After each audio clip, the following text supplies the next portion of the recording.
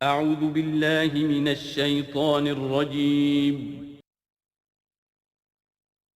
بسم اللہ الرحمن الرحیم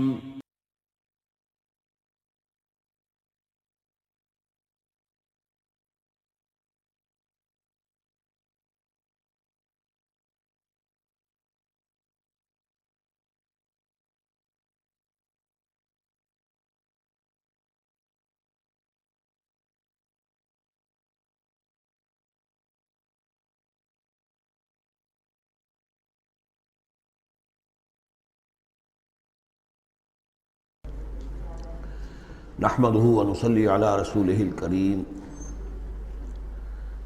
اما بعد فقد قال الله تبارك وتعالى كما ورد في سورة المجادلة اعوذ بالله من الشيطان الرجيم بسم الله الرحمن الرحيم ان الذين يحادون الله ورسوله كبتوا كما كبت الذين من قبلهم وقد انزلنا آیات بینات وللکافرین عذاب مہین صدق اللہ العظیم۔ جیسا کہ میں عرض کر چکا ہوں، سورہ حدید میں اللہ تعالیٰ کے لائق دیے ہوئے نظام عدل و قسط کے قیام کو، انبیاء کرام کی بعثت، کتابوں کے نزول اور جو میزان اللہ نے عطا فرمائی ہے اس کا مقصد قرار دیا گیا۔ ظاہر بات ہے کہ اس نظام عدل و قسط کو قائم کرنے کے لیے ایک جد و جہد، ایک سعی کرنی پڑے گی، اور اس میں یقیناً رکاوٹ ڈالی جائے گی ان لوگوں کی طرف سے کہ جو ایک غیر عادلانہ نظام میں مفادات اٹھا رہے ہوں، جن کو کہ کچھ پریولیجز حاصل ہوں۔ مثلا فرض کیجئے کسی معاشرے کے اندر سیاسی ریپریشن ہے، جبر ہے، ظاہر بات ہے کہ وہ ڈکٹیٹر ہیں، کچھ لوگ ہیں کہ جنہوں نے دوسرے لوگوں کو دبایا ہوا ہے، وہ کبھی پسند نہیں کریں گے کہ لوگوں کو ان کے حقوق مل جائیں۔ یا کسی معاشرے کے اندر زیادہ نمایاں چیز جو ہے وہ معاشی استحصال ہے، اکنامک ایکسپلائٹیشن ہے۔ نتیجہ کیا ہوگا کہ ایک طبقہ ہوگا غرباء کا، ہیو ناٹس کا، ایک ہوگا ہیوز کا۔ وہ ہیوز والے جو ہیں کبھی نہیں چاہیں گے کہ نظام بدلے، وہ رجسٹ کریں گے ٹوتھ اینڈ نیل۔ لہذا ایک کشاکش، ایک تصادم ناگزیر ہے۔ اس تصادم کے لیے دو گروہ نمایاں ہوتے چلے جائیں گے، ایک جو اللہ کے دین کے پر ایمان رکھنے والے اور جنہوں نے اپنی زندگیوں کو اس کام کے لیے وقف کر دیا ہو کہ اللہ کے دین کو نافذ کریں، دوسرے وہ کہ جو اس کی مخالفت کریں گے۔ اب ان دونوں کی کشاکش اور دونوں کے لیے علیحدہ علیحدہ عنوان ہیں جو تجویز کیے جا رہے ہیں سورہ مجادلہ میں۔ ارشاد ہوا ان الذین یحادون اللہ ورسولہ، یہ یحادون یہ بھی حدید سے ہی بنا ہے، محاددہ باب مفاعلہ، جیسے جہد سے مجاہدہ تو محاددہ مقاتلہ باب مفاعلہ، یعنی سخت مخالفت، پوری طاقت کے ساتھ مخالفت۔ یقیناً وہ لوگ جو پوری قوت کے ساتھ مخالفت کرنے پر تل گئے ہیں اللہ کی اور اس کے رسول کی، اور ظاہر بات ہے کہ اللہ اور اس کے رسول سے مراد اللہ کا دین ہے۔ اللہ تعالیٰ کی ایک تکوینی حکومت تو پوری دنیا میں ویسے ہی قائم ہے، اللہ کی کوئی کیا مخالفت کرے گا؟ اللہ کے رسول صلی اللہ علیہ وسلم سے بھی ذاتی پرخاش کسی کو کچھ نہیں تھی، کوئی ذاتی چپقلش نہیں تھی، جیسا کہ سورہ انعام میں ہم نے پڑھا ہے وَلَٰكِنَّ الظَّالِمِينَ بِآيَاتِ اللَّهِ يَجْحَدُونَ، یہ تو اللہ کی آیات کا انکار کر رہے ہیں۔ اے نبی جنگ آپ سے نہیں ہے ان کی، وہ تو ہمارے دین سے ہے۔ تو یعنی وہ لوگ کہ جو پوری قوت کے ساتھ مقابلہ کر رہے ہیں، مخالفت کر رہے ہیں اللہ کی اور اس کے رسول کی، یعنی اس کے دین کی اور اس کے دین کے قیام کی۔ دین بھی اگر رکھا رہے کتابوں میں لکھا ہوا اور مزید پی ایچ ڈیز اس پہ آپ کرتے رہیے، کتابیں لکھتے رہیے، تو انہیں کوئی اعتراض نہیں، لیکن جب آپ یہ کہیں گے کہ اس دین کو قائم کرنا ہے تو یہ ہے بات کہ جو بہرحال ٹھنڈے پیٹوں برداشت نہیں کی جا سکتی۔ ان الذین یحادون اللہ ورسولہ کبتوا کما کبت الذین من قبلہم، وہ خار ہو گئے، تباہ ہو گئے جس طریقے سے کہ ان سے پہلے کے لوگ تباہ ہوئے تھے۔ یعنی یہ کہ جیسے قوم فرعون تباہ ہوئی، قوم نوح تباہ ہوئی، قوم ہود تباہ ہوئی، جس نے بھی مخالفت کی اللہ کی اور اس کے رسول کی، ان کا جو انجام ہوا وہ تمہیں معلوم ہے۔ وَقَدْ أَنزَلْنَا آیَاتٍ بَيِّنَاتٍ، اور ہم اتار چکے ہیں روشن آیات، یعنی مکی صورتوں میں یہ سارے واقعات آ چکے ہیں۔ بڑی بڑی قومیں جو تم سے کہیں بڑھ کر اے قریش اور اے عرب کے مشرکوں، تم سے کہیں بڑھ کر زیادہ طاقتور تھے، ان کو ہم نے ہلاک کیا۔ وَلِلْكَافِرِينَ عَذَابٌ مُّهِينٌ، یہ تو دنیاوی عذاب تھا جو ان پر آیا، ابھی ان کے لیے عذاب مہین جو ہے، ذلت والا عذاب آخرت کے اندر ہے۔ یوم یبعثہم اللہ جمیعا فینبئہم بما عملوا، جس دن کہ اللہ تعالیٰ ان سب کو اٹھائے گا بعث بعد الموت، اور پھر انہیں جتلا دے گا جو انہوں نے عمل کیے تھے۔ احصاہ اللہ ونسوہ، اللہ نے تو ان کو محفوظ رکھا ہوا تھا، ان کا ریکارڈ تھا، ایک ایک عمل ان کا جو ہے وہاں پر موجود تھا۔ وَنَسُوهُ، وہ بھول بھی چکے تھے کہ انہوں نے کیا کیا زیادتیاں کی ہیں، کیا کیا حرام خوریاں کی ہیں، وہ تو بھول چکے تھے۔ وَاللَّهُ عَلَىٰ كُلِّ شَيْءٍ شَهِيدٌ، اور اللہ تعالیٰ تو ہر چیز پر گواہ ہے، خود نگران ہے۔ أَلَمْ تَرَ أَنَّ اللَّهَ يَعْلَمُ مَا فِي السَّمَاوَاتِ وَمَا فِي الْأَرْضِ، کیا تم نہیں دیکھتے کہ اللہ تعالیٰ تو جانتا ہے جو کچھ بھی ہے آسمانوں میں اور جو کچھ بھی ہے زمین میں۔ ما یکون من نجوا ثلاثۃ الا هو رابعہم، نہیں ہوتے کبھی بھی تین آدمی سرگوشیاں کرتے ہوئے مگر یہ کہ ان کا چوتھا اللہ ہوتا ہے۔ جماعتی زندگی میں ایک بڑا فتنہ پیدا ہو جاتا ہے کہ گروپ بندی ہو جائے، اور پھر وہ گروپس جو ہیں خفیہ جو ہے چیبیں گوئیاں شروع کر دیں۔ ایک جماعت ہے، اس جماعت میں ظاہر بات ہے اختلاف رائے بھی ہو سکتا ہے، لیکن اختلاف رائے کے لیے جو فورم ہے جہاں اختلاف رائے کا اظہار ہونا چاہیے وہاں اختلاف کیا جائے، اس کے قواعد و ضوابط کو ملحوظ رکھتے ہوئے۔ اس کی بجائے پرورٹڈ ذہنیت جو ہوتی ہے، تخریبی ذہنیت ہوتی ہے، وہ یہ ہے کہ اپنی ایک علیحدہ سی لابی بنا کر اور اپنے ہی مشورے کر رہے ہیں، گفتگویں کر رہے ہیں، تاکہ اپنے خیال میں تو اور پختہ سے پختہ ہوتے چلے جائیں۔ اگر عام ڈائیلاگ ہو تو اس میں تو پورا موقع ہوتا ہے کہ آج آپ کو کوئی خیال آیا ہے لیکن کل آپ کو اس کی غلطی آپ پر واضح ہو جائے، اور جو دوسرا خیال ہے آپ اس کے قائل ہو جائے کہ نہیں وہ بات واقعی میری سمجھ میں نہیں آئی تھی، اب سمجھ میں آ گئی ہے۔ لیکن اگر اس کی بجائے اوپن ڈائیلاگ کی بجائے اگر یہ خفیہ سرگوشیاں شروع ہو جائیں تو یہ گویا کہ پھر اس جماعت کے لیے یہ ایک بہت بڑا یوں سمجھیے کہ سم میں قاتل ہے، زہر ہے، مہلک زہر ہے، تو اس کا ذکر ہو رہا ہے۔ ما یکون من نجوا ثلاثۃ، جب کئی علیحدگی میں اور خفیہ مشورے کرتے ہیں تین افراد، الا هو رابعہم، اللہ تعالیٰ ان کے ساتھ موجود ہوتا ہے چوتھا۔ ولا خمسۃ الا هو سادسہم، نہیں ہوتے کوئی پانچ مگر یہ کہ ہوتا ہے اللہ چھٹا۔ ولا ادنیٰ من ذالک، ادنیٰ کیا ہوگا، دو ہوں گے ثلاثہ سے نیچے تو ان کے ساتھ تیسرا اللہ ہے۔ ولا اکثرا، اس سے زائد ہوں تب بھی اگر وہ خفیہ میٹنگز ہو رہی ہیں اور خفیہ سرگوشیاں ہو رہی ہیں تو اللہ تو ان کے ساتھ ہے۔ وہ معہم اینما کانوا، یہ وہی الفاظ آ گئے جو سورہ حدید میں بھی آئے تھے، هو معکم اینما کنتم الا هو معہم اینما کانوا، وہ تو موجود ہوتا ہے ان کے ساتھ جہاں کہیں بھی ہوں۔ ثم ینبئہم بما عملوا، پھر ان کو بتا دے گا، جتلا دے گا جو کچھ کہ انہوں نے عمل کیا تھا قیامت کے دن۔ ان اللہ بکل شیء علیم، یقینا اللہ ہر چیز کا علم رکھتا ہے۔ الم تر الی الذین نہوا عن النجوی، کیا تم نے دیکھا نہیں کہ وہ لوگ کہ جنہیں منع کیا گیا تھا نجوا سے؟ یہ آیت جو ہے سورہ نساء میں آ چکی ہے، آیت نمبر 114، لا خیر فی کثیر من نجواہم۔ اب اس سے ثابت ہو گیا کہ یہ سورہ مجادلہ اس کے بعد نازل ہو رہی ہے، اس لیے کہ اس کے بارے میں اشارہ کیا جا رہا ہے کہ ان کو منع کیا گیا تھا نجوا سے۔ ثم یعودون لما نہوا عنہ، پھر بھی وہ اعادہ کر رہے ہیں، دوبارہ اسی شے کا ارتکاب کر رہے ہیں جس سے وہ روکے گئے تھے۔ یہ منافقین تھے کہ جو سرگوشیاں کرتے تھے، علیحدہ جا کر باتیں کرتے تھے، اسکیمیں بناتے تھے، کبھی وہ جن کے ساتھ ان کے دوستانہ تعلقات تھے یہود میں سے ان کے پاس جاتے تھے، کبھی آپس میں میٹنگیں کرتے تھے۔ وَيَتَنَاجَوْنَ بِالْإِثْمِ وَالْعُدْوَانِ وَمَعْصِيَتِ الرَّسُولِ، اور وہ جو سرگوشیاں کرتے ہیں وہ گناہ کے بعد کی کرتے ہیں، زیادتیوں کی کرتے ہیں، اور رسول کی معصیت، رسول کی نافرمانی۔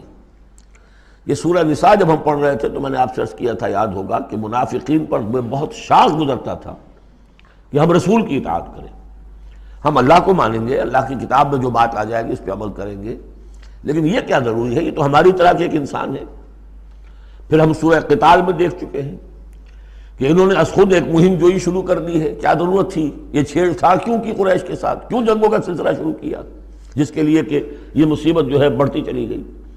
لہذا ان کے اوپر جو شاق گزر رہا تھا وہ تھا رسول کی اطاعت و معصیت الرسول، رسول کی نافرمانی. وَإِذَا جَاءُوكَ حَيَّوْكَ بِمَا لَمْ يُحَيِّكَ بِهِ اللَّهُ، اور جب وہ آپ کے پاس آتے ہیں تو آپ کو دعا وہ دیتے ہیں کہ جو اللہ نے آپ کو نہیں دی ہے. یہ ہم پڑھ چکے ہیں، سورہ نساء ہی میں یہ مضمون آیا تھا. تحیہ، عربوں کے ہاں سب سے بڑی دعا یہ تھی کہ حیاک اللہ، حیاتی ہوئے، اللہ تعالیٰ تمہاری زندگی دراز کرے، طویل کرے، اچھی زندگی دے. تو اس طرح کی بات ہے. لیکن وہ جب آتے تھے اس کے بعد اسلام میں اب جو گریٹنگز ہیں وہ السلام علیکم، لیکن وہ جب آتے تھے تو السلام علیکم السلام علیکم، سام کے معنی موت ہے. اے نبی آپ پر موت پڑے، اے مسلمانوں تم پر موت پڑے. لہذا وَإِذَا جَاءُوكَ حَيَّوْكَ بِمَا لَمْ يُحَيِّكَ بِهِ اللَّهُ وَيَقُولُونَ فِي أَنفُسِهِمْ. اب دیکھیے نفسیاتی بات ہے، دل ہی دل میں وہ کہتے تھے پھر لولا يعذبنا الله بما نقول، اللہ ہمیں عذاب کیوں نہیں دے رہا ہمارے اس کہنے پر. اس کا کیا مطلب ہے؟ یہ رسول نہیں ہے. اگر رسول ہوتے تو ہماری اس گستاخی پر فوراً ہماری زبانیں کھینچ لیتا اللہ تعالیٰ. یہ ہے وہ چیز جس سے کہ ہم نے سورہ حدید میں دیکھا تھا کہ پھر وہ جو تھوڑی بہت پونجی ایمان کی ہوتی ہے وہ بھی برف کی طرح پگھلنی شروع ہو جاتی، زائل ہونی شروع ہو جاتی. ایک شرارت کی، السلام علیکم یا رسول اللہ کہا، پھر اس کے بعد ہمیں پکڑ تو کوئی نہیں ہوئی. اس کا مطلب یہ اللہ کے رسول نہیں ہے. اللہ کے رسول ہوتے تو اللہ اپنے رسول کی یہ توہین اور یہ استہزاء کا بھی برداشت نہ کرتا. حسبہم جہنم، ان کے لیے تو اب جہنم ہی کافی ہے، موضوع ہے. یصلونہا، اس میں وہ داخل ہوں گے، فبئس المصیر، اور بہت برا ٹھکانہ ہے. یا ایھا الذین آمنوا اذا تناجیتم، اے اہل ایمان جب تمہیں کوئی سرگوشی کرنی ہو، علیحدہ جا کر بات کرنی ہو، فلا تتناجوا بالاسم والعدوان ومعصیۃ الرسول، تو دیکھو کسی گناہ کے کام کے لیے کوئی مشورہ ہو رہا ہے، اسکیم بن رہی ہے، کہیں کسی پر زیادتی کرنے کے لیے کوئی مشورہ کر رہا ہے خفیہ، یا رسول کی مخالفت، رسول کے احکام کی نافرمانی کی، یہ تمہاری سرگوشی کا موضوع نہیں ہونا چاہیے. وَتَنَاجَوْا بِالْبِرِّ وَالتَّقْوَىٰ، ہاں علیحدہ جا کر کسی کو کوئی بات سمجھانی ہے تو نیکی کی تلقین کرو، بھلائی کی تلقین کرو، صدقہ و خیرات کی تلقین کرو. وَاتَّقُوا اللَّهَ الَّذِي إِلَيْهِ تُحْشَرُونَ، اور دیکھو اس اللہ سے ڈرتے رہو، اس کا تقوی اختیار کرو جس کی طرف کہ تمہیں لازماً جمع کیا جائے گا. اِنَّمَا النَّجْوَىٰ مِنَ الشَّيْطَانِ، یہ نجوہ جو ہے یہ شیطانی عمل ہے، یہ شیطان کا کام ہے، یہ اس کی تحریک پر اور اسی کی طرف سے اس کے لیے تمہیں موٹیویشن ملتی ہے. لِيَحْزُنَ الَّذِينَ آمَنُوا، تاکہ اہل ایمان جو ہیں وہ رنجیدہ ہوں. ایک تو یہ کہ یہ ساری ان کی اسکیمیں جو ہوتی تھی وہ اسی لیے ہوتی تھی مسلمانوں کو نقصان پہنچائیں. ظاہر بات ہے کو نقصان پہنچے گا وقتی اور عارضی طور پر تو طبع بشری کی بنا پر کچھ نہ کچھ رنج اور افسوس تو ہوگا. اور ایک اس میں اور بات بھی نفسیاتی یہ ہے کہ فرض کیجئے کہ آپ نے دیکھا 3-4 آدمی ادھر خسر پسر کر رہے ہیں تو خواہ آپ کو خیال ہوتا ہے کہ یہ میرے بارے میں کوئی بات کر رہے ہیں، اور اس سے کہ آپ کی طبیعت پر ایک الٹا اثر ہوتا ہے. کبھی کبھی خاص طور ایسا بھی ہوتا ہے کہ آپ کی طرف کسی نے دیکھ بھی لیا مسکرا کے، اور یہ در حقیقت انہیں ستانے کے لیے، چڑھانے کے لیے. لِيَحْزُنَ الَّذِينَ آمَنُوا، تاکہ اہل ایمان جو ہے وہ حزن سے دو چار ہوں، دلگیر ہوں، دل گرفتہ ہوں. وَلَيْسَ بِضَارِّهِمْ شَيْئًا، حالانکہ یہ شیطان کوئی ضرر نہیں پہنچا سکتا انہیں کچھ بھی، إِلَّا بِإِذْنِ اللَّهِ، مگر اللہ کے اذن سے. اللہ کی طرف سے کوئی آزمائش آنی ہے تو آئے گی، کوئی روک نہیں سکتا، لیکن شیطان اپنے ارادے سے، اپنے اختیار سے کوئی ضرر نہیں پہنچا سکتا. وَعَلَى اللَّهِ فَلْيَتَوَكَّلِ الْمُؤْمِنُونَ، اور اہل ایمان کو توکل کرنا چاہیے صرف اللہ پر. اہل ایمان کا توکل اور بھروسہ، یہ کچھ نہیں ہوگا ان کے کیے، تم اپنا فرض ادا کرو، اللہ تعالیٰ تمہارے ساتھ ہے. یا ایھا الذین آمنوا اذا قیل لکم تفصحوا فی المجالس فافصحوا یفصح اللہ لکم. یہ بھی ان منافقین کا طرز عمل تھا کہ مجالس میں جب حضور کی عام مجلس ہے تو اس میں 3-4 آدمی ذرا قریب ہو کر ایک گچھا سا بن کر بیٹھے ہوئے ہیں، اور جو بات ہو رہی ہے حضور فرمائے ساتھ ساتھ کوئی فقرے بھی چست کرتے جا رہے ہیں. پھر یہ کہ وہ علیحدہ بیٹھتے تھے کہ ہمارے فقرے یہ سچے مسلمان نہ سن لے کہیں، تب تو پکڑ ہو جائے گی ہماری. تو گویا کہ ایک گچھا سا بن کر وہ بیٹھے ہوئے ہیں، بہت قریب ہو کر، اپنا ایک علیحدہ سالقہ بنا کر. تو اس کے لیے اگر ان سے کہا جائے کہ کھل کر بیٹھو، اس طریقے سے یہ جگہ جگہ پر علیحدہ گروپ بنا کر نہ بیٹھو، کھل کر بیٹھو، معلوم ہو کہ ایک اجلاس ہے، ایک اجتماع ہو رہا ہے۔ فَافْصَحُوا، تو تم کھل کے بیٹھا کرو، اللہ تعالیٰ تمہارے لیے کشادگی پیدا کر دے گا۔ بڑی عمدہ انداز ہے نصیحت کا۔ وَإِذَا قِيلَ انشُزُوا فَانشُزُوا يَرْفَعِ اللَّهُ الَّذِينَ آمَنُوا مِنكُمْ، اور جب کہا جائے کہ اٹھ کھڑے ہو تو چلے جایا کرو، اٹھ جایا کرو۔ یہ بھی ہوتا تھا کہ ایک میٹنگ ہے، مشورہ ہے، گفتگو ہوئی ہے، کوئی مسئلہ طے ہو گیا ہے، اب ہمیں اقدام کرنا ہے، یہ فیصلہ کرنا ہے۔ اب یہ کہ جب مجلس برخاست ہوئی وہ بیٹھے ہوئے وہیں پر کچھ ایک گروپ بنا کر اب اس کے اوپر تبصرے ہو رہے ہیں۔ یہ بھی در حقیقت بحیثیت مجموعی جماعت کے اندر ایک سوء ظن کی سی فضا پیدا کرنے والی شے ہے۔ اب جب اجتماع تھا، بیٹھے تھے، اجتماع ختم ہو گیا، اب جائیے۔ جب کہا جائے کہ اٹھ جاؤ تو اٹھ جایا کرو، اٹھ کھڑے ہوا کرو۔ یرفع اللہ الذین آمنوا منکم، اللہ تعالیٰ تم میں سے جو واقعی اہل ایمان ہے ان کے درجات بلند کرے گا۔ والذین اوتوا العلم درجات، اور جن کو اللہ تعالیٰ نے علم دیا ہے، حقیقی علم دیا ہے، ان کے درجات بلند کرے گا۔ واللہ بما تعملون خبیر، اور اللہ تعالیٰ جو کچھ تم کر رہے ہو اس سے باخبر ہے۔ یا ایھا الذین آمنوا اذا ناجیتم الرسول فقدموا بین یدی نجواکم صدقہ، اہل ایمان جب تم رسول سے کوئی تنہائی میں بات کرنا چاہو تو ذرا اپنی اس علیحدگی کی بات سے پہلے کوئی صدقہ دیا کرو۔ اب اس کا بھی پس منظر سمجھیے، یہ چیزیں سمجھ میں نہیں آ سکتی اگر جماعتی ایک شکل سامنے نہ ہو اور اس میں ایک جد و جہد کی شکل۔ ہوتا کیا ہے کہ کچھ لوگ وہ اپنی حضور سے قرب ظاہر کرنے کے لیے اور اپنی حیثیت کو علیحدہ ممیز کرنے کے لیے، حضور ذرا مجھے آپ سے علیحدگی میں بات کرنی ہے تاکہ لوگ دیکھ لیں یہ کوئی بڑا چودھری ہے، بڑا اہم آدمی ہے، یہ علیحدگی میں جا کے بات کر رہا ہے، تو بڑا یعنی یہ کہ حضور کو بھی اس پر اعتماد ہے، اور وہ اپنی ایک نمایاں حیثیت ظاہر کرنے کے لیے۔ اور جو ان میں منافق تھے، جو عبداللہ ابن ابی کے بارے میں آپ کو بتا چکا ہوں کہ جب حضور جمعے کا خطبہ دینے کھڑے ہوتے تھے تو پہلے صف میں ہوتا تھا، پہلے کھڑا ہو جاتا تھا خود، اور کہتے لوگوں دیکھو توجہ سے سنو، یہ اللہ کے رسول ہے، تاکہ اس کی اپنی حیثیت ایک ظاہر ہو جائے کہ وہ یہاں کا چودھری ہے۔ اور وہ تھا مدینے کا چودھری، اس لیے کہ خزرج کا سردار تھا، اور خزرج بڑا قبیلہ تھا، اور طے کر چکے تھے اہل مدینہ کہ اسے بادشاہ بنا لیں گے، اپنا نظام بنائیں گے، چونکہ بہت عرصہ ہو گیا تھا انہیں باہم لڑتے ہوئے اوس اور خزرج کو۔ اب وہ چاہ رہے تھے کوئی ایک نظام ہو جائے، ہمارا بھی ایک بادشاہ ہو کوئی، اور اس کے لیے تاج بن چکا تھا، بس تاج پوشی باقی تھی کہ حضور تشریف لے آئے جو بے تاج بادشاہ بن گئے۔ اب اس کے جو بادشاہی کے خواب تھے سارے کے سارے جو ہیں وہ ختم ہو گئے، لہذا اس کے اندر دشمنی اول روز سے تھی، تو وہ بھی اپنی اس حیثیت کو ظاہر کرنے کے لیے کھڑے ہو کر کہتا تھا۔ اسی طرح یہ کہ اذا ناجیتم الرسول، تو اب آپ نے چونکہ مال سے تو محبت بہت تھی، حضور نے کہا کہ پہلے کوئی صدقہ دے کر پھر ذرا آ کے حضور سے بات کیا کرو۔ ٹیکس لگا دیا اللہ تعالیٰ نے حضور سے علیحدہ گفتگو کا۔ اب وہ تو اس سے پہلوتی کر گئے، اور تھا صرف یہی بتانا تھا کہ یہ لوگ جو بہت قریب آ کے حضور سے باتیں کیا کرتے تھے، ان کو مال سے اتنی محبت ہے کہ کوئی صدقہ دے کر اور پھر حضور سے علیحدہ گفتگو کرنے کے لیے کوئی آمادہ نہیں ہوا ان میں سے۔ حضرت علی کہتے ہیں رضی اللہ تعالیٰ عنہ، میں واحد شخص تھا جس نے حضور سے تنہائی میں گفتگو کے لیے آپ سے وقت مانگا اور صدقہ جو ہے اس کو پیش کیا، لیکن اللہ تعالیٰ نے جلد ہی اس حکم کو جو ہے منسوخ بھی کر دیا۔ یہ حکم بہت جلدی منسوخ ہوا ہے۔ یا ایھا الذین آمنوا اذا ناجیتم الرسول فقدموا بین یدی نجواکم صدقہ ذالک خیر لکم واطہر، یہ تمہارے لیے بہت بہتر بھی ہے اور بہت پاکیزہ بات ہے۔ فإن لم تجدوا فإن اللہ غفور رحیم، ہاں اگر تم غریب ہو، تمہیں نہیں تمہارے پاس کوئی شے ہے، تو اللہ تعالیٰ غفور اور رحیم ہے، یہ گنجائش رکھتی تھی۔ لیکن ظاہر بات ہے منافقین تو غریب نہیں تھے، متمول لوگ تھے، مرفع الحال لوگ تھے۔ اس کے بعد فرمایا اشفقتم ان تقدموا بین یدی نجواکم صدقات، کیا تم ڈر گئے اس سے کہ رسول کے ساتھ اپنی تنہائی کی بات اور ملاقات سے پہلے کوئی صدقہ دو؟ فَإِذْ لَمْ تَفْعَلُوا وَتَابَ اللَّهُ عَلَيْكُمْ، تو جب تم نے یہ نہیں کیا تو اللہ تعالیٰ نے بھی تمہاری توبہ کو قبول کیا، تم پر نظر عنایت فرمائی۔ فَأَقِیمُوا الصَّلَاةَ وَآتُوا الزَّکَاةَ وَأَطِیعُوا اللَّهَ وَرَسُولَهُ، تو بس ٹھیک ہے نماز قائم رکھو، زکوٰۃ ادا کرو، اور اللہ اور اس کے رسول کی اطاعت کرتے رہو۔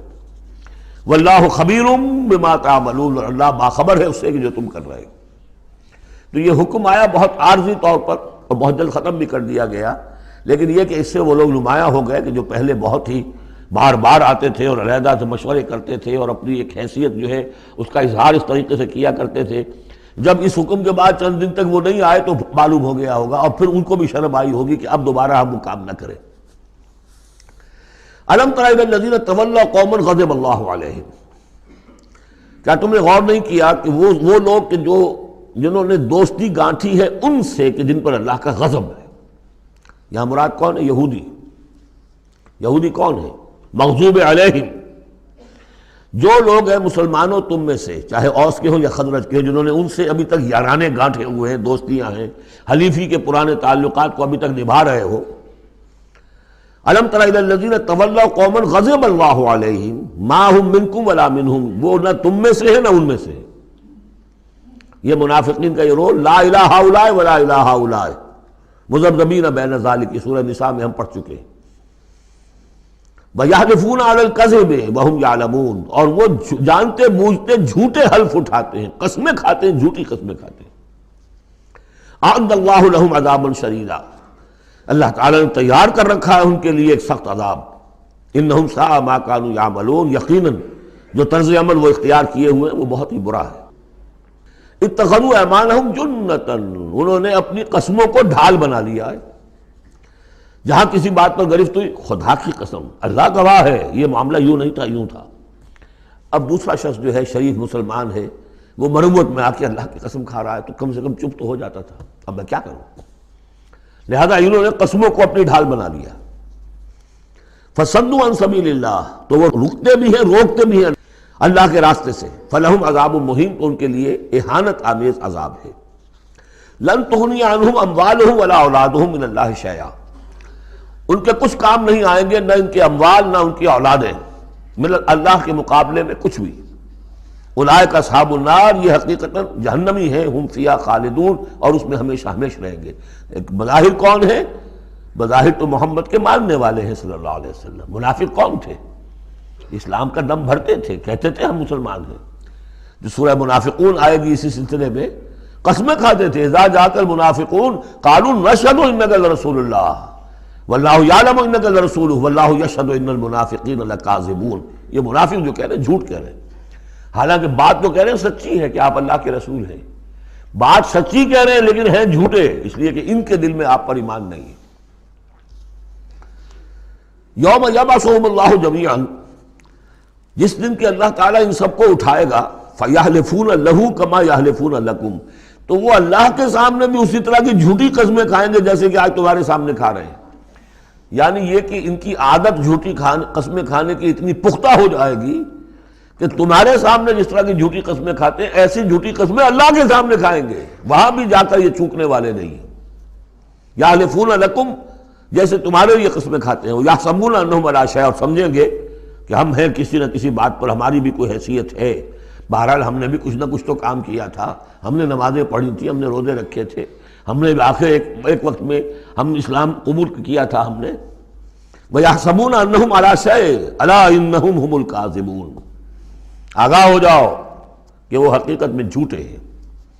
استحوذ علیہم الشیطان، شیطان نے ان کو اپنے قابو میں کر لیا ہے، شیطان نے قابو پا لیا ہے ان پر۔ فَأَنْسَاهُمْ ذِكْرَ اللَّهِ، اور انہیں غافل کر دیا ہے، بھلا دیا ہے انہیں اللہ کی یاد۔ اولئک حزب الشیطان، جان لو کہ یہ ہے شیطان کی پارٹی۔ یعنی شیطان کی پارٹی جو ہے، ایک تو وہ ہے کہ جو کھلم کھلا سامنے سے وار کرنے والے ہیں، مشرکین مکہ تھے، کھلم کھلا جو بھی کر رہے تھے حضور کے خلاف، کھلم کھلا اقدام تھا ان کا۔ انہوں نے اپنی گردنیں کٹوائیں اپنے باطل معبودوں کے لیے، اپنے دین کے لیے، اپنے جو بھی ان کے توہمات تھے ان کے لیے۔ ایک یہ تھے یہودی، اور تیسرے تھے جو مسلمانوں کے اندر یہ ففتھ کالمسٹ عنصر جو تھا، کہ جو منافقین پر مشتمل تھا۔ ان کا اور معاملہ کھل کر آئے گا مزید اگلی صورت میں، سورہ حشر میں۔ یہ وہ لوگ ہیں جو مسلمانوں کے اندر ہوتے ہوئے حزب الشیطان کے اصل میں رکن تھے۔ اولئک حزب الشیطان الا ان حزب الشیطان هم الخاسرون، آگاہ ہو جاؤ کہ یہ شیطان کی پارٹی والے جو ہیں حقیقت میں یہی ہوں گے خسارے میں، یہی رہیں گے گھاٹے میں، یہی ہوں گے تباہ و برباد۔ اب یہ سائملٹینیس کنٹراسٹ ہے، جب حزب الشیطان کی یہ کارروائیاں اور ان کے یہ مختلف علامتیں بیان کر دی گئیں تو حزب اللہ کا ذکر ہو رہا ہے۔ ان الذین یحادون اللہ ورسولہ اولئک فی الاذلین، ابھی انہی کا ذکر جاری ہے۔ یقیناً وہ لوگ جو مخالفت کر رہے ہیں اور ایڑی چوٹی کا زور لگا رہے ہیں، یحادون اللہ ورسولہ اولئک فی الاذلین، یہ لوگ ہوں گے جو سب سے زیادہ ذلیل ہو کر رہیں گے، سب سے زیادہ ذلیل، اذل۔ اور سمجھ لیجئے کہ یہی بات سورہ نساء میں ہے، ان المنافقین فی الدرک الاسفل من النار، یقیناً منافقین جو ہے وہ آگ کے سب سے نچلے طبقے میں ہوں گے۔ اب وہ مضمون آ گیا ہے جو اس سے پہلے سورہ صافات میں بھی آ چکا ہے، اور بہت اہم ہے یہ مضمون، اور اہم مضامین میں نے کئی مرتبہ عرض کیا قرآن مجید میں کم سے کم 2 جگہ ضرور ہوتے ہیں۔ کتب اللہ لاغلبن انا ورسلی، اللہ نے طے کر دیا ہے، لکھ دیا ہے، میں لازماً، میں اور میرے رسول غالب آئیں گے۔ سورہ صافات میں ہم پڑھ چکے ہیں، وَلَقَدْ سَبَقَتْ كَلِمَتُنَا لِعِبَادِنَا الْمُرْسَلِينَ إِنَّهُمْ لَهُمُ الْمَنْصُورُونَ وَإِنَّ جُنْدَنَا لَهُمُ الْغَالِبُونَ، یہ بات تو ہماری طرف سے پہلے ہی سے طے شدہ ہے کہ جنہیں بھی ہم رسول بنا کر بھیجیں گے ان کے بارے میں ہمارا یہ قانون ہے، اٹل ہے۔ وَلَقَدْ سَبَقَتْ كَلِمَتُنَا لِعِبَادِنَا الْمُرْسَلِينَ إِنَّهُمْ لَهُمُ الْمَنْصُورُونَ، کہ یقیناً ان کی مدد کی جائے گی۔ وَإِنَّ جُنْدَنَا لَهُمُ الْغَالِبُونَ، وہ تو ہمارا لشکر ہے، حزب اللہ ہے، ہماری پارٹی ہے، رسول اور اس کے ساتھی وہ تو ہماری پارٹی ہے، ہمارا لشکر لازماً غالب آئے گا۔ یہاں بھی فرمایا ان الذین یحادون اللہ ورسولہ اولئک فی الاذلین، وہ تو نہایت ذلیل ہوں گے۔ کتب اللہ لاغلبن انا ورسلی، اللہ نے لکھ دیا ہے کہ میں اور میرے رسول غالب آ کر رہیں گے۔ ان اللہ قوی عزیز، بے شک اللہ تعالیٰ زبردست ہے، زور آور ہے۔ اب اس میں جو لٹمس ٹیسٹ آ رہا ہے، حزب اللہ میں ہے کون، اس میں جو سب سے بڑی بات ہے وہ یہ کہ اپنے سابقہ رشتوں کو، چاہے وہ باپ ہو، بیٹا ہو، بھائی ہو، حلیف ہو، دوست ہو، اگر وہ ایمان نہیں لایا اور آپ کے ایمان کی تلوار نے آپ کے اور اس کے درمیان کے رشتے کو کاٹ دیا، تب تو آپ حزب اللہ میں ہیں، اور اگر وہ رشتہ جو ہے لگا رہا آپ کے ساتھ تو آپ حزب اللہ میں نہیں۔ لٹمس ٹیسٹ یہ یکسو ہونا۔ لا تجد قوما یؤمنون باللہ والیوم الآخر یوادون من حاد اللہ ورسولہ، تم نہیں پاؤ گے ان لوگوں کو جو حقیقتاً ایمان رکھتے ہوں اللہ پر اور یوم آخر پر کہ وہ محبت کر رہے ہیں ان سے جو مخالفت کرتے ہیں اللہ کی اور اس کے رسول کی۔ سیدھی سی بات ہے۔ ایک وہ کفار ہیں جو انرٹ ہوں، پیسو ہوں، آپ کے خلاف کوئی اقدام نہ کر رہے ہوں، اسلام کے خلاف کوئی، ان کا معاملہ علیحدہ ہو جائے گا، یہ سورہ ممتحنہ میں آئے گا۔ لیکن وہ لوگ جو ایکٹیو ہیں، ریزسٹ کر رہے ہیں، اسلام کے خلاف جدوجہد کر رہے ہیں، اگر ان کے ساتھ بھی کوئی دوستی کا رشتہ ہے تو پھر حزب اللہ سے آپ خارج ہو گئے۔ لا تجد قوما یؤمنون باللہ والیوم الآخر یوادون من حاد اللہ ورسولہ، نہیں پاؤ گے تم کسی بھی شخص کو جو ایمان رکھتا ہو اللہ پر اور یوم آخر پر کہ وہ محبت کی پیگیں بڑھا رہا ہو ان سے کہ جن کی مخالفت ہے اللہ سے اور اس کے رسول سے۔ وَلَوْ كَانُوا آبَاءَهُمْ، خواہ وہ ان کے باپ ہوں، او ابناہم یا ان کے بیٹے ہوں، او اخوانہم یا ان کے بھائی ہوں، او عشیرتہم یا ان کے رشتہ دار ہوں۔ اب وہی نوٹ کر لیجیے آیت سورہ توبہ کی آیت نمبر 24، قُلْ إِنْ كَانَ آبَاؤُكُمْ وَأَبْنَاؤُكُمْ وَإِخْوَانُكُمْ وَأَزْوَاجُكُمْ وَعَشِيرَتُكُمْ وَأَمْوَالٌ اقْتَرَفْتُمُوهَا وَتِجَارَةٌ تَخْشَوْنَ كَسَادَهَا وَمَسَاكِنُ تَرْضَوْنَهَا أَحَبَّ إِلَيْكُم مِّنَ اللَّهِ وَرَسُولِهِ وَجِهَادٍ فِي سَبِيلِهِ۔ اللہ کی محبت کے تو آپ بڑے دعوے کر سکتے ہیں، رسول کی محبت کے، رسول کے عشق کے بڑے بڑے دعوے آپ کر سکتے ہیں، لمبے لمبے جلوس نکال سکتے ہیں، بڑی بڑی محفل بیعات منعقد کر سکتے ہیں، نعتوں کے اندر زمین آسمان کے کلامیں ملا سکتے ہیں۔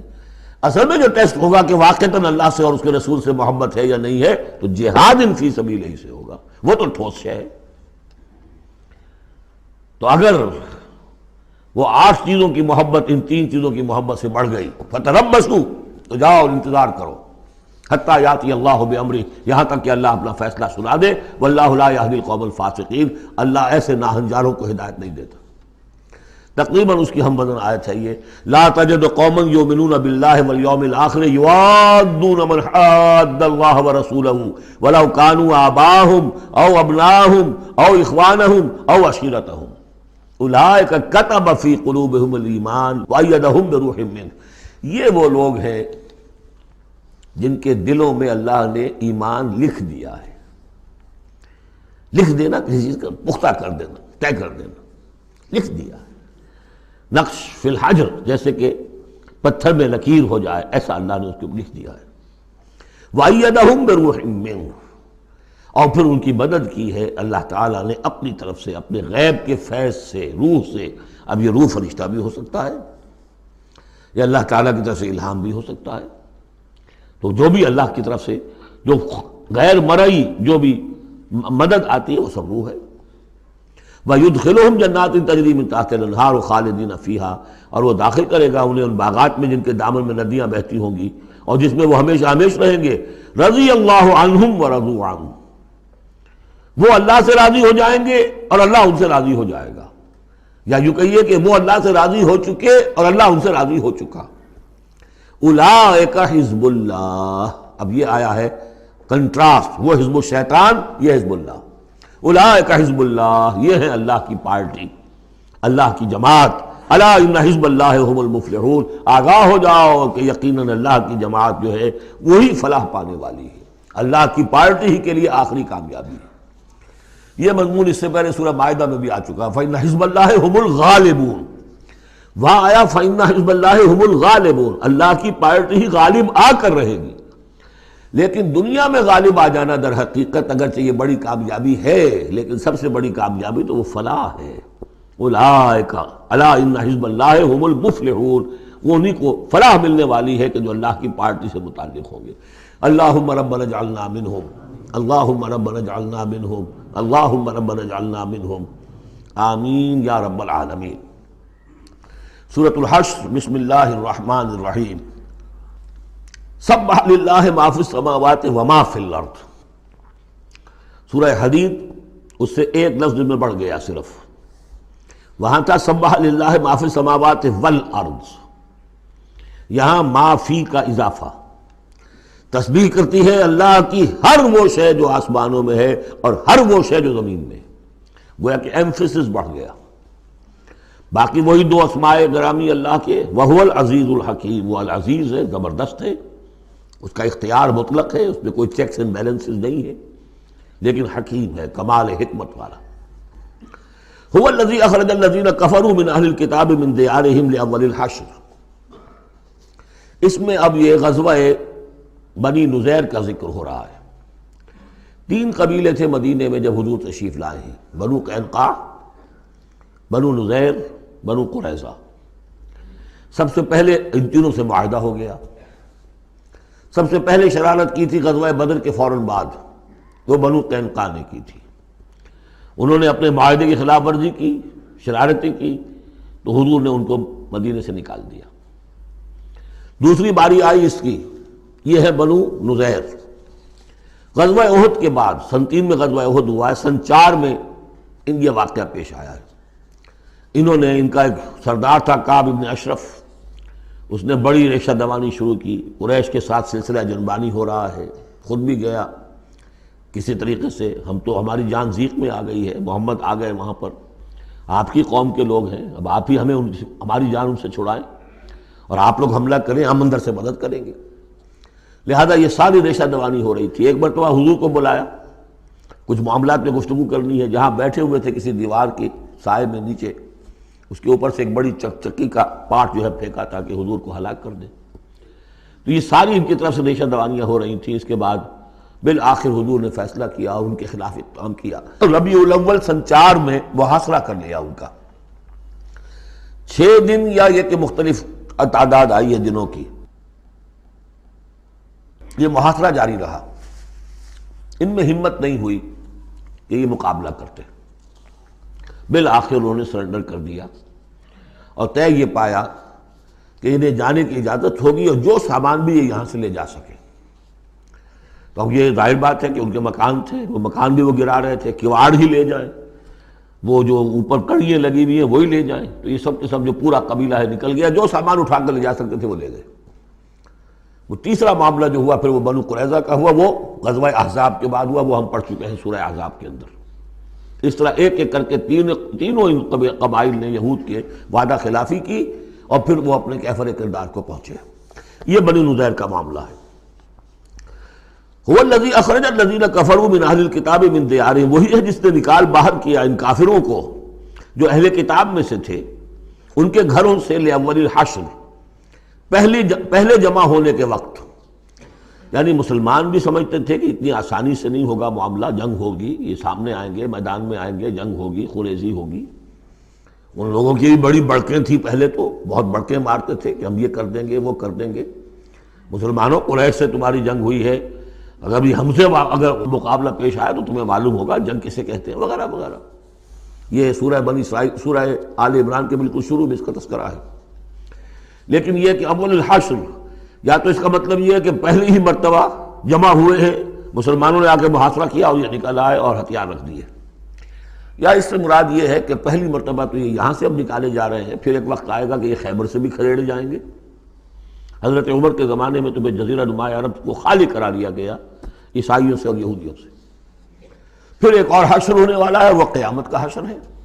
تو اول الحشر یہ ہے جو ہوا ہے، ان کے ساتھ پیش آیا۔ ما ظننتم ان یخرجوا، مسلمانوں تمہارا بھی گمان یہ نہیں تھا کہ وہ نکل جائیں گے اتنی آسانی سے۔ وظنوا، اور ان کا بھی یہ یقین تھا، انہم مانعتہم حصونہم، کہ ان کے جو قلعے ہیں وہ انہیں بچا لیں گے، ان کی حفاظت کریں گے، من اللہ، اللہ سے۔ فَأَتَاهُمُ اللَّهُ مِنْ حَيْثُ لَمْ يَحْتَسِبُوا، تو اللہ نے تو ان پر حملہ کیا وہاں سے جہاں سے انہیں گمان ہی نہیں تھا، یعنی ان کے دلوں میں رعب ڈال دیا۔ باہر سے کچھ کرنے کی ضرورت نہیں اللہ کو، اللہ نے ان کے دلوں میں خوف پیدا کر دیا۔ وَقَذَفَ فِي قُلُوبِهِمُ الرُّعْبَ، ان کے دلوں میں اللہ تعالیٰ نے رعب جو ہے وہ ڈال دیا۔ یخربون بیوتہم، اب دیکھ لو وہ خود اپنے گھر جو ہیں ان کی تخریب کر رہے ہیں، توڑ رہے ہیں، کوئی کیواڑ نکالنے کو، کوئی کھڑکی نکالنے کو، کوئی چوکٹ نکالنے کو، کوئی اور اوپر کے جو ہے کڑیے اور شہتیر لے جانے کے لیے۔ یخربون بیوتہم بایدیہم، اپنے ہاتھوں سے بھی تخریب ہو رہی ہے، وایدی المومنین، اور اہل ایمان کے ہاتھوں سے بھی۔ فاعتبروا یا اولی الابصار، تو اے آنکھوں والو عبرت حاصل کرو۔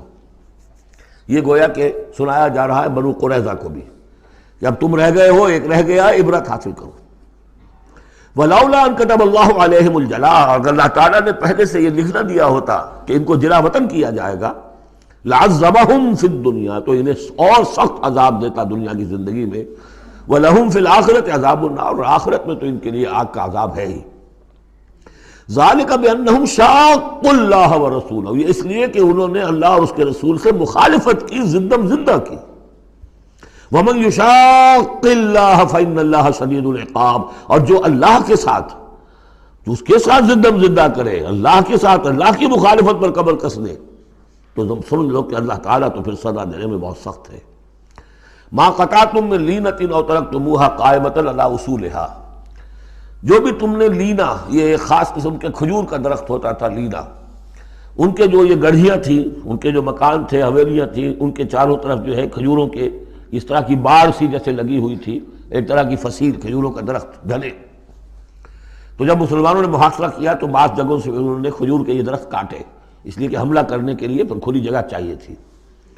تو انہوں نے پھر پروپیگنڈا بنایا، اسکینڈل بنا دیا، دیکھو یہ اللہ کے رسول بنے پھرتے ہیں اور یہ اہل ایمان، اور یہ درخت کاٹ رہے ہیں۔ تو یہاں اللہ تعالیٰ نے اہل ایمان کے اس اقدام کی طرف اس کا جواز عطا فرمایا ہے کہ یہ تم نے صحیح کیا، تو غلط کام نہیں کیا۔ مَا قَطَعْتُم مِّن لِینَةٍ أَوْ تَرَكْتُمُوهَا، تم نے جو بھی وہ کھجور کے درخت کاٹے یا جو بھی تم نے چھوڑ دیے انہیں، قائمۃ علی اصولها، جو اپنی جڑوں پر کھڑے ہوئے ہیں اب بھی، فبإذن اللہ، یہ سب اللہ کے اذن سے ہوا ہے۔ یعنی اللہ کے رسول صلی اللہ علیہ وسلم نے اگر نہیں روکا ہے تو ان کا نہ روکنا گویا کہ اللہ کی طرف سے اس کی ایک منظوری اور اس کی طرف سے اللہ تعالیٰ کی طرف سے امپلائڈ جو ہے اس کی سینکشن ہے۔ مَا قَطَعْتُم مِّن لِینَةٍ أَوْ تَرَكْتُمُوهَا قَائِمَةً عَلَىٰ أُصُولِهَا فَبِإِذْنِ اللَّهِ وَلِيُخْزِيَ الْفَاسِقِينَ، اور یہ اس لیے تھا تاکہ فاسقوں کو اللہ تعالیٰ رسوا کرے اور ذلیل و خوار کرے۔ اب اس سورہ مبارکہ کا یہ ایک اہم ترین مضمون آ رہا ہے، اور وہ ہے فے کا مال۔ مال غنیمت، جب جنگ ہو اور جنگ کے نتیجے میں جو بھی مال ملے وہ مال غنیمت ہے، اس کا حکم سورہ انفال میں آ چکا۔ خمس جو ہے 5واں حصہ اللہ اور اس کے رسول کے لیے اور رسول کے قرابت داروں کے لیے اور مسکینوں کے لیے اور وابن السبیل اور مسافر کے لیے 4 حصے تقسیم ہو جائیں گے مجاہدین کے مابین جنہوں نے جنگ میں حصہ لیا، اور ان میں سے جو سواری والے ہوں گے دوہرا حصہ، اور جو پیدل ہوں گے انہیں اکیلا۔ یہاں اب ذکر ہو رہا ہے کہ جنگ کی نوبت نہیں آئی، لہذا یہ مال فے ہے، یہ غنیمت نہیں ہے، یہ مال فے ہے، اور یہ کل کا کل اللہ اور اس کے رسول کا ہے۔ گویا کہ اس میں کسی کو بھی مسلمان کو کوئی حصہ نہیں ملے گا سوائے اس کے کہ جو اللہ کا رسول کسی کو فقیر کو غریب کو مسکین کو دینا چاہے، وہ علیحدہ بات ہے۔ وما افاء اللہ علی رسولہ، اور جو مال کے ہاتھ لگا دیا ہے اللہ نے اپنے رسول کے، منہم ان سے یعنی بنو نذیر سے، فما اوجفتم علیہ من خیر ولا رکاب، تو دیکھو اے مسلمانوں، تم نے ان پر نہیں دوڑائے نہ اپنے گھوڑے نہ اونٹ، ولیکن اللہ یسلط رسلہ علی من یشاء، یہ تو اللہ کی حکمت ہے، مشیت ہے، اس کی قدرت ہے، اللہ تعالیٰ مسلط کر دیتا ہے اپنے رسولوں کو جس پر چاہتا ہے۔ یہ خاص قدرت خدا بندی سے کہ اللہ نے ان کے دلوں میں رعب ڈال دیا، انہوں نے خود آ کے سرنڈر کر دیا، تو تمہیں تو جنگ کرنے کی نوبت پیش نہیں آئی، لہذا یہ مال غنیمت نہیں ہے۔ تو اللہ علی کل شیء قدیر، اللہ تعالیٰ ہر چیز پر قادر ہے۔ اب یہ حکم آ رہا ہے، ما افاء اللہ علی رسولہ من اہل القری، جو مال بھی ہاتھ لگا دے اللہ اپنے رسول کے ان تمام بستی والوں سے، فللہ وللرسول ولذی القربی والیتامی والمساکین وابن السبیل، اس کا جو مصرف ہے وہ یہ کہ اللہ اور اس کا رسول، اس سے مراد ہے اسلامی ریاست، پھر رسول کے اپنے اخراجات، اپنی ازواج مطہرات کا دان نفقہ، اپنا جو ذمہ داریاں ہیں معاشرتی، پھر رسول کے قرابت دار، ظاہر بات ہے ذی القربیٰ جو ہے وہ عام آدمی کے بھی قرابت دار ہیں، ان کے ساتھ حسن سلوک ہوتا ہے، تو رسول کے بھی تو قرابت دار ہیں، اور رسول کا کوئی اور ذریعہ معاش تو ہے نہیں، والیتامی والمساکین وابن السبیل، باقی اس کے علاوہ جو بھی مستحق ہیں، فقراء ہیں، غریب ہیں اور ان کے لیے محتاج ہیں، کہ لا یکون دولۃ بین الاغنیاء منکم، اور یہ اہم ترین اسٹیٹمنٹ آف آبجیکٹیوز ہے۔ مقصد کیا ہے؟ کہ لا یکون، تاکہ ایسا نہ ہو کہ دولت تمہارے امیروں ہی کے مابین چکر لگاتی رہے۔ یعنی ظاہر بات ہے کہ اب جو لوگ بھی جو جنگ میں حصہ لیا ہے، جن کے پاس گھوڑے بھی تھے اور اونٹ بھی تھے، اب ان کو دگنے حصے مل جاتے سارے اس مال میں سے، تو گویا کہ جو لوگ پہلے ہی سے کچھ مرفع الحال ہیں، جن کے پاس پہلے ہی کچھ ہے، انہی کی طرف مال اور بڑھ رہا ہے، اور جو بیچارے غریب ہیں وہاں کے، وہ گویا کہ اس سے ان کی غربت کے ازالے کی کوئی شکل نہیں ہو پائے گی۔ تو اللہ تعالیٰ کے سامنے یہ ہے کہ دولت کی تقسیم ہو ایسی کہ اس کی سرکولیشن جو ہے معاشرے کے اندر، اس کی گردش دولت ایسی ہو کہ سب کو حصہ ملے اور سوسائٹی کے تمام طبقات جو ہیں اس سے مستفید ہوں۔ کہ لا یکون دولۃ بین الاغنیاء منکم، تاکہ ایسا نہ ہو کہ یہ دولت، یہ سرمایہ، یہ مال تمہارے امیروں ہی کے مابین گردش میں رہے۔ اس کی ایک سادہ سی مثال میں دیتا ہوں کہ ایک کروڑ پتی کی بیٹی لاکھوں روپے کا جہیز لے کے ایک کروڑ پتی کے بیٹے کے گھر چلی گئی، گویا کہ وہ لاکھوں روپے کے جہیز نے گردش تو کی ہے، لیکن ایک کروڑ پتی سے نکل کے دوسرے کروڑ پتی کے ہاں چلی گئی۔ یہ دولت گردش کر رہی ہے اسی ایک اونچے طبقے کے اندر، انہی کے اندر جو ہے گردش ہو رہی، گردش ہے بھی اگر تو ان کے مابین ہونا یہ چاہیے کہ یہ سوسائٹی کے تمام طبقات کے اندر اس کا نفوذ ہو رہا ہو، سب کو اس سے فیض پہنچ رہا ہو، تاکہ یہ جو اس قدر جو ہے اونچ نیچ ہے، اتنی عدم مساوات ہے، وہ ختم ہو۔ وہ مساوات کے تمام انسان بالکل برابر کر دیے جائیں، وہ تو نہ کبھی ہوئی ہے نہ ہو سکتی ہے، وہ تو کمیونزم بھی مر گیا اور ایک دن کے لیے بھی اس مساوات کو قائم نہیں کر سکا۔ یہ ضرور ہے کہ انہوں نے جو اتنا فرق و تفاوت تھا، وہ نہیں ہے کہ جو امریکہ میں آج بھی ہے اور اس وقت بھی تھا، وہ فرق و تفاوت وہاں نہیں تھا، لیکن یہ کہ بالکل برابر سپاہی اور سپہ سالار برابر تو نہیں ہو سکتے، کچھ نہ کچھ فرق تو ہوگا، لیکن یہ کہ ایسا نہ ہو کہ معاشرے کے ایک طبقے میں ایک طرف تو احتیاج ہی احتیاج بڑھتی چلی جائے، بھوک ہو، احتیاج ہو، جس کے لیے کہ یہاں تک فرمایا حضور نے قاد الفقر ان یکون کفرا، فقر جو ہے احتیاج وہ انسان کو کفر تک پہنچا دیتی ہے۔ اور حضرت شاہ ولی اللہ دہلوی رحمۃ اللہ علیہ نے، وہ میں سمجھتا ہوں کہ اس دور جدید میں جو بھی معاشی مسائل کی پیچیدگیاں پیدا ہونے والی تھی، اس کا بڑا گہرا فہم جو تھا سب سے پہلے جس عالم دین کو ہوا ہے وہ شاہ ولی اللہ دہلوی ہے۔ ان کا کہنا یہ ہے کہ جس معاشرے میں، جس ملک میں تقسیم دولت کا نظام غیر منصفانہ ہوگا، اس کا نتیجہ یہ نکلے گا کہ ایک طرف دولت کے انبار ہوں گے، نتیجہ یہ کہ عیاشیاں ہوں گی، بدماشیاں ہوں گی، دوسری طرف عام لوگ جو ہیں وہ ڈھور ڈنگر بن کر رہ جائیں گے، وہ بار برداری کے جانوروں کی حیثیت اختیار کر لیں گے کہ صبح سے لے کے شام تک کمر توڑ دینے والی جو ہے مشقت کر کے بھی بمشکل اپنی ضرورت پوری کر رہے ہیں۔ تو گویا کہ یہ غیر مساوی نظام تقسیم دولت جو ہے یہ دو دھاری تلوار ہے، ادھر بھی کاٹ رہی ہے ادھر بھی کاٹ رہی ہے۔ جدھر ایکومولیشن آف ویلتھ ہو رہی ہے ادھر عیاشیاں ہیں، بدماشیاں ہیں، ادھر جو بھی کچھ ہو رہا ہے اللہ تللے ہیں، نمود و نمائش کے لیے خرچ کیا جا رہا ہے، اس سے اور جو ہے دل پھٹ رہے ہیں۔ کسی بڑے سیٹ صاحب کی بیٹی کی شادی ہے اور پوری کوٹھی بقعہ نور بنی ہوئی ہے، ایک ایک پتے کے ساتھ انہوں نے لگا رکھا ہے ایک ایک بل، اور دوسری طرف اس سیٹ کا کوئی نہ کوئی شوفر بھی ہے، کوئی اس کا کھانا پکانے والا ہے، کوئی چوکیدار ہے، کوئی مالی ہے، اور اس کے گھر میں بچی جو ہے بوڑھی ہو رہی ہے اور اس کا ہاتھ پیلا نہیں ہو سکتا اس لیے کچھ نہیں ہے اس کے پاس۔ تو ان ملازمین کے دل میں ان کی محبت پیدا ہوگی یا نفرت پیدا ہوگی؟ انما یرید الشیطان ان یوقع بینکم العداوۃ والبغضاء، شیطان تو چاہتا ہے تمہارے مابین دشمنی اور بغض کے جذبات پیدا کرے، اور وہ پیدا ہو رہے ہیں۔ دوسری طرف فقر ہے، کاد الفقر ویکون کفرا، تو اس میں یہ ہے کہ ضرورت ہے کہ لا یکون دولۃ بین الاغنیاء منکم، نظام ایسا ہونا چاہیے کہ منصفانہ عادلانہ تقسیم ہو دولت کی، اور اس طرح سے مستقل طبقات بن کر نہ رہ جائے۔ وما آتاکم الرسول فخذوہ، اب ظاہر بات ہے کہ اس وقت فوری طور پر تو بڑا دھکا لگا ہوگا نا، اوس اور خزرج کے مسلمان جو تھے وہ جب آئے تھے محاصرہ کیا تھا، توقع انہیں یہ ہوگی کہ مال غنیمت میں سے ہمیں ملے گا، تو فوری طور پر یہ سمجھ لیں آخر انسان تھے، فرشتے تو نہیں تھے نا، تو انہیں یقیناً کو ایک دھکا سا لگا ہوگا، شوق پہنچا ہوگا۔ لہذا اب اس کے لیے جو بھی ایک ایمان کو ان کے جو ہے اپیل کیا جا رہا ہے، وما آتاکم الرسول فخذوہ، اور دیکھو جو رسول تمہیں دے دے وہ لے لو، وما نہاکم عنہ فانتہوا، اور جس چیز سے روک دے رک جاؤ، واتقوا اللہ، اللہ کا تقوی اختیار کرو، ان اللہ شدید العقاب، اللہ تعالیٰ سزا دینے میں بہت سخت ہے۔ للفقراء، اب بیان ہوا کہ جب یہ بیت المال میں چلا جائے گا تو رسول نے تو اپنے اوپر فقر لازم کیا ہوا ہے، رسول نے تو اپنی بیویوں کے نفقہ بڑھانے کی بجائے ایلا کر لیا تھا، سورہ احزاب میں ہم سب پڑھ آئے ہیں۔ رسول یہ کس کو دے گا؟ للفقراء المہاجرین الذین اخرجوا من دیارہم، وہ مہاجر جو تنگ دست ہیں، کہ جو نکال دیے گئے اپنے گھروں سے، اموالہم، اور اپنے اموال سے، انہیں سب کچھ چھوڑ کر آنا پڑا۔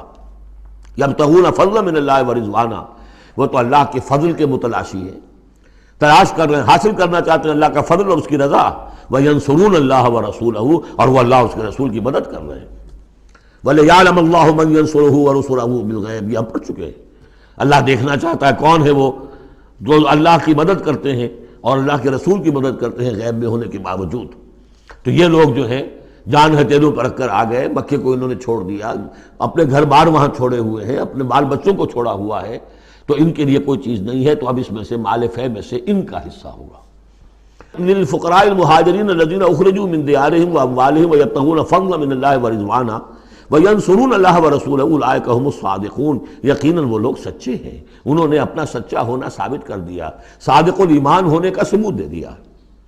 والذین تبوؤا الدار والایمان من قبلہم، اور جو لوگ گھروں میں آباد تھے اور جن کو پاس ایمان بھی تھا ان سے پہلے، یعنی ان کے آنے سے پہلے، یعنی انصار مدینے میں جو پہلے سے آباد تھے اور ان کے دلوں میں بھی ایمان پیدا ہو چکا تھا، وہ جب یہ مہاجرین آئے ہیں تو ان کا طرز عمل کیا تھا؟ جن کے دلوں میں ایمان تھا، یحبون من ہاجر الیہم، انہوں نے قطعاً گراں نہیں محسوس کیا کہ ہجرت کر کے لوگ آ گئے ہیں، ہماری معیشت پر بوجھ بن جائیں گے، ہمارے لیے جو ہے یہ آبادی جو ہے اتنی بڑی اور بڑھ رہی ہے، ان کے پاس کوئی دولت نہیں ہے، سرمایہ نہیں ہے، کوئی انویسٹمنٹ نہیں کر سکتے، تو بجائے اس کے کہ وہ یہ محسوس کریں کہ ہمارے اوپر تو یہ بہت بڑا بوجھ آ گیا، یحبون من ہاجر الیہم، وہ تو محبت کرتے ہیں ان سے جنہوں نے ہجرت کی ہے، ان کی طرف آئے ہیں ان کے ہاں، ولا یجدون فی صدورہم حاجۃ مما اوتوا، اور وہ نہیں پاتے اپنے سینوں کے اندر کوئی بھی حاجت، کوئی تنگی اس چیز پر کہ جو انہیں دی جا رہی ہے، کہ انہیں کیوں دیا جا رہا ہے، نہیں ہوگا، اس لیے کہ ان کے دلوں میں ایمان ہے، اللہ تعالیٰ نے ان کو ایمان کی دولت سے بہرہور کیا ہے۔ یہ جیسا کہ میں نے عرض کیا کہ انصار میں سے جن حضرات کو توقع تھی کہ اب یہ سارا مال و اسباب جو چھوڑ کر گئے ہیں بنو نذیر، اس میں سے ہمیں بھی حصہ ملے گا، اور جب یہ طے ہو گیا کہ یہ سارا مال فے ہے، یہ مال غنیمت ہے ہی نہیں، تو آخر فوری طور پر تو ایک دھکا سا لگا ہوگا۔ یہ ساری آیات در حقیقت ان کی تشفی کے لیے، تسکین کے لیے، ان کے جذبہ ایمان کو اپیل کرتے ہوئے اللہ اور اس کے رسول کے حوالے سے بات کی جا رہی ہے، اور جو بھی ان کے اندر ایمان تھا در حقیقت اس کا اعتراف کرتے ہوئے کہ والذین تبوؤا الدار والایمان من قبلہم یحبون من ہاجر الیہم، وہ تو محبت کرتے ہیں ان لوگوں سے جو ہجرت کر کے ان کے ہاں آ گئے ہیں، ولا یجدون فی صدورہم حاجۃ مما اوتوا، اور انہیں ہرگز کوئی تنگی محسوس نہیں ہوتی اس معاملے پر کہ جو انہیں دیا جا رہا ہے مہاجرین کو، وَيُؤْثِرُونَ عَلَىٰ أَنفُسِهِمْ وَلَوْ كَانَ بِهِمْ خَصَاصَةٌ، اور وہ تو اپنے اوپر ترجیح دیتے ہیں دوسروں کو خواہ ان کے اپنے اوپر تنگی ہو۔ یعنی انصار بھی سب کے سب جو ہیں وہ دولت مند تو نہیں تھے، ان میں بھی غریب بھی تھے، لیکن یہ کہ چاہے وہ خود تنگ دست ہوں، لیکن یہ کہ وہ دوسروں کو ترجیح دیتے ہیں، انہوں نے اپنے مہاجر بھائیوں کے لیے ایثار کیا ہے، قربانی کی ہے۔ ایثار جو ہے اس کے معنی ہوتی ہے ترجیح کرنا، کسی کو مقدم رکھنا۔ یؤثرون علی انفسہم ولو کان بہم خصاصہ، اپنے اوپر ان کو ترجیح دے رہے ہیں اگرچہ ان کے اپنے ہاں بھی تنگ دستی ہے، خواہ ہو ان کے ہاں تنگ دستی۔ ومن یوق شح نفسہ فاولئک هم المفلحون، اور یقیناً جو کوئی بھی بچا لیا گیا اپنے جی کے لالچ سے وہ وہی ہے کہ جو فلاح پانے والے۔ یہ ترغیب و تشویق ہے انصار کے لیے کہ جن کو گویا کہ اس مال فے سے ان آیات کی روح سے بالکل محروم قرار دے دیا گیا، الا یہ کہ ان کے ہاں جو یتامہ ہو، مساکین ہو، ان کے لیے تو ظاہر بات ہے کہ وہ حصہ موجود ہے۔ اب جو آیت آ رہی ہے اس حصے کی وہ یہ ہے، بہت عظیم آیت اس پہلو سے ہے کہ اسی سے استدلال کیا حضرت عمر نے رضی اللہ تعالیٰ عنہ ہماری تاریخ کے ایک بہت اہم موقع پر، جبکہ خاصا اختلاف بھی اس میں پیدا ہو گیا تھا۔ پہلے وہ موقع سمجھ لیجئے، جب حضرت عمر کے دور خلافت میں عراق فتح ہو گیا، شام فتح ہو گیا، ایران فتح ہو گیا، مصر فتح ہو گیا، تو ایک فرٹائل کریسنٹ کہلاتا ہے مڈل ایسٹ کا، بہت زرخیز علاقہ، درمیان میں تو اگرچہ عراق کے اور شام کے ایک بڑا صحرا ہے لیکن ایک کریسنٹ پاتا ہے، بہت فرٹائل ایریا۔ اب یہ جو مجاہدین تھے، صحابہ کرام کتنے تھے؟ چند ہزار۔ ان کی طرف سے مطالبہ ہوا کہ یہ ساری زمینیں یہ مال غنیمت ہے، 1/5 رکھیے بیت المال کے لیے، 4/5 ہمارے اندر تقسیم کر دی۔ اگر ایسا ہو جاتا تو تاریخ انسانی کی عظیم ترین جاگیرداری پیدا ہو جاتی، پورا ملک تقسیم ہو جاتا چند ہزار صحابہ کے اندر۔ اس سے بھی آگے بڑھ کر اس میں امپلائڈ یہ بھی تھا کہ ان ملکوں کی تمام آبادی ہماری غلام ہے، تقسیم کر دیجئے انہیں۔ مال غنیمت میں جو غلام آتے تھے وہ تقسیم ہوتے تھے کہ نہیں؟ لونڈیاں آتی تھیں تو غنیمت تقسیم ہوتی تھی کہ نہیں؟ یہ اتنا بڑا مسئلہ تھا، حضرت عمر رضی اللہ تعالیٰ عنہ نے اس پر غور کیا، اور ان کی رائے یہ ہوئی کہ یہ جو مال ہے یہ مال فے شمار ہوگا، مال غنیمت نہیں۔ مال غنیمت صرف وہ ہوگا جو کسی جنگ میں مارکے کے عین مقام پر جو چیز ملے گی، جو تلواریں دشمن کے ہاتھ سے آپ کے ہاتھ لگ گئیں، زرہیں ہیں اور سامان ہے، یا بھیڑیں بکریاں ہیں، ان کے بھی تو راشن ساتھ ہوتے تھے کہ نہیں، گھوڑے ہیں، اونٹ ہیں، یا وہاں جو پی او ڈبلیوز ہوں گے جو وہاں گرفتار ہوں گے، جو لڑنے والے، یا عورتیں اگر وہاں ساتھ ہوں گی وہ کنیزیں بنائی جائیں گی، تو جو محاذ جنگ پر جو مال آئے گا وہ تو غنیمت ہے۔ لیکن پورا ملک، اب جنگ تو ایک ہوئی ہے، نہاوند کی جنگ ہوئی ہے یا فلاں کسی اور کی جنگ ہوئی ہے، تو اس کے نتیجے میں تم پورا کا پورا ملک جو ہے کسی کے قبضے میں آ گیا۔ ساری حکومت جو تھی ابراہیم لودھی کی، پانی پت کی جنگ کے اندر وہ ہارا اور ساری حکومت جو ہے وہ اب بابر کی ہو گئی۔ تو اگر اس طرح کا کوئی معاملہ اس وقت سمجھا جاتا تو اب سارے کے سارے لوگ غلام اور ان کی عورتیں کنیزیں، جو چاہیں کریں وہ۔ اب اس پر جب حضرت عمر کی یہ رائے ہوئی، اور اس کے لیے دلیل یہ لائے تھے کہ انہوں نے فرمایا کہ یہ جو فے کا حکم چلا آ رہا ہے، اس میں ایک تو فرمایا گیا ما افاء اللہ علی رسولہ من اہل القری فللہ وللرسول ولذی القربى والیتامى والمساکین وابن السبیل۔ اگلی آیت میں فرمایا للفقراء المہاجرین الذین اخرجوا من دیارہم واموالہم، اسی کے ساتھ جوڑا انہوں نے اس آیت کو والذین جاؤوا من بعدہم، جو اور بعد میں آئیں گے۔ اب یہ ظاہر بات ہے کہ یہ آج تو جتنے چند ہزار مسلمان تھے انہوں نے فتح کر لیا، اب اتنی بڑی امت ہے جو مسلمان بعد میں آئیں گے، اس کا مطلب ان کا تو کوئی حصہ رہا ہی نہیں۔ یہ بیت المال کی ملکیت قرار پائیں گی ساری زمینیں، تاکہ یہ امت مسلمہ کی ایک کلیکٹیو ملکیت ہو، collective ownership of the whole Muslim امہ۔ تاکہ اس سے جو بیت المال کے اندر خراج آئے گا اس خراج سے تمام مسلمانوں کی بہبود، اور یہ کہ اللہ کے دین کی آگے نشر و اشاعت، اس کا ایک مکمل نظام، اور جو ہماری حدیں ہیں تو سرحدوں کے اوپر جو ہے فوجی پہرا، اور اس کے لیے باقاعدہ فوج رکھنا، اس کے لیے مسلسل جو ہے آمدنی چاہیے، اس سب کے لیے حضرت عمر نے کہا کہ یہ مال فے قرار پائے گا ان لوگوں کی اس آیت کی روح سے، کہ اس میں حق صرف انہی کا نہیں ہے کہ جو اس وقت ہیں، والذین جاءوا من بعدہم، وہ جو لوگ ان کے بعد آئیں گے ان کے بھی اس کے اندر حق ہے۔ اس آیت سے انہیں استدلال کیا رضی اللہ تعالی عنہ۔ اور یہ بھی میں آپ کو بتا دوں کہ صحابہ میں سے بڑے اہم صحابہ نے حضرت عمر سے اختلاف کیا، ان کا نہیں یہ مال غنیمت ہے تقسیم کیجیے۔ پھر یہ کہ ایک باقاعدہ جو ہے ایک کمیشن بنایا گیا، اس میں کچھ اوس کے، کچھ انصار اور کچھ جو ہے خزرج کے، ان کو ایک کمیشن بنایا گیا، انہوں نے غور کیا، سب کی بات سنی، اور پھر حضرت عمر رضی اللہ تعالیٰ عنہ کی رائے کے مطابق انہوں نے فیصلہ دیا، اور اسی پر پھر اجماع ہو گیا۔ اور اس سے اب مسلمان ممالک کے اندر جو اراضی ہیں ان کی دو مستقل قسمیں بن گئی ہیں، ایک اراضی عشری، ایک اراضی خراجی۔ عشری اراضی ان مسلمانوں کی قرار پائی اور اس علاقے کے مسلمانوں کی قرار پائی جو بغیر لڑے بھڑے ایمان لے آئے، جیسے مدینے کے لوگ۔ حضور نے مدینے کو فتح تو نہیں کیا بلکہ وہ تو خود لے کر آئے حضور کو، تو وہاں کی زمینیں انہی کے قبضے میں رہیں۔ عشری زمین قبضے میں ہوتی ہے، ملکیت ہوتی ہے مسلمان کی، اس میں سے عشر ہوگا پیداوار کا 10واں حصہ یا 20واں حصہ۔ یہ زمینیں کہ جہاں کسی قوم نے، کسی فوج نے لڑ بھڑ کر پھر شکست کھائی ہو یا پھر کسی اور طریقے سے فتح کیا گیا ہو ملک، اگر مسلمانوں نے فتح کیا ہو تو وہاں کی ساری زمینیں خراجی ہیں، وہ کسی کی انفرادی ملکیت نہیں ہے بلکہ اجتماعی ملکیت ہے۔